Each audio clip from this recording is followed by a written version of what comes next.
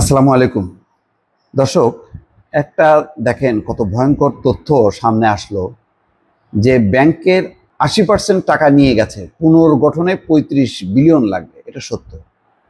মানে যারা মানে প্রধান প্রধান কয়েকটা ব্যাংক ছাড়া বাকি ব্যাংকগুলোতে যাদের অ্যাকাউন্ট আছে ভুক্তভোগী সবাই জানে পরিস্থিতি কীরকম।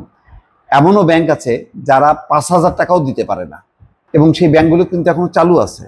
কারণ কি? সব ফোকলা। আপনি যত বিগত শেখ হাসিনার ঘনিষ্ঠ বা সুবিধাভোগী যত ব্যবসায়ী আছে তাদের কি পরিমাণ হাজার হাজার কোটি টাকার লোন, সেই লোনগুলো ফেলায় দিয়ে তারা পালায় গেছে। কারণ তারা জানতো যে এই লোন কখনো পরিশোধ করতে হবে না, তারা বহাল তবিয়তে এইভাবেই চলবে। এখন যখন নাকি ব্যাংকগুলো যখন পাইলো, এক এস আলমের ব্যাংক, আপনারা জানেন যে 8 থেকে 9টা ব্যাংক একটা মানুষের হাতে, এবং সবগুলো ব্যাংক ডিজিএফআইকে ব্যবহার করে জোর করে মালিকদের কাছ থেকে শেয়ার কেনায় সে মালিক দিয়েছে।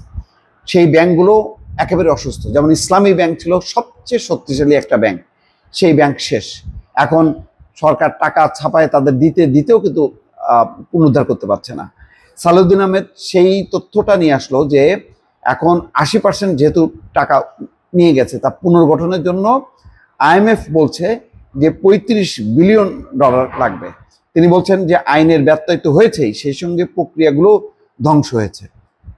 তিনি আরো বলছেন যে গত বছরের আগস্টে যখন এই সরকার দায়িত্ব নেয় তখন দেখা গেছে এইরকম অবস্থা বিশ্বে কোথাও নেই।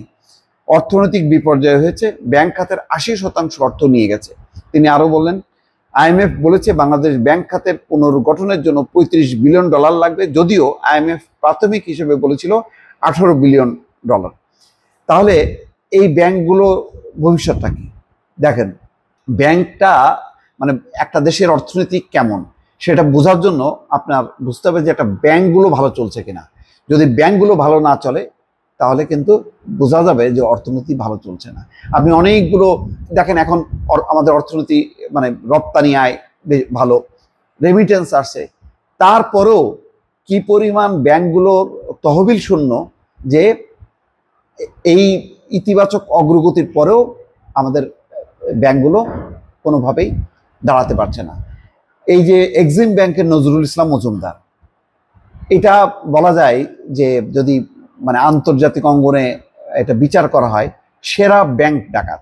তার কাজ ছিল, সে ব্যাংক অ্যাসোসিয়েশনের সভাপতি ছিল, তার কাজ ছিল বিভিন্ন ব্যাংকগুলোকে চাপ দিয়ে শেখ হাসিনার রেহানার কত টাকা লাগবে, পুতুলের কত টাকা লাগবে, তার পরিবারের সদস্যদের কত টাকা লাগবে, তাদের কাছ থেকে সেই টাকাগুলো তুলতো এবং সেগুলো বিতরণ করতে করতে সে হলো তার সভাপতি।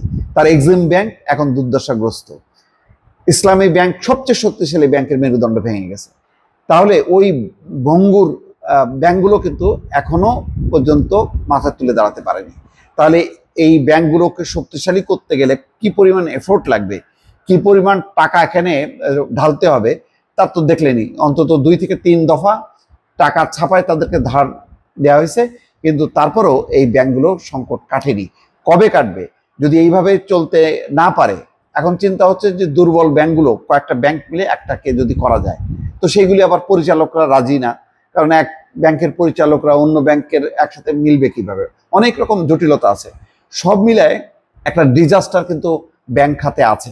সেটার আরও বোঝা গেল যে কি কারণে, যে 80% মানে নিয়ে যাওয়ার পরে 20% ছিল অর্থ। এখন সেই 80% পূরণ না হওয়া পর্যন্ত ব্যাংক কিন্তু আর আগের অবস্থায় আসবে না। ফলে আমরা একটা বিপজ্জনক অর্থনৈতিক অবস্থার মধ্যে কিন্তু এখনো চলছি। দর্শক ভালো থাকবেন, আল্লাহ হাফেজ।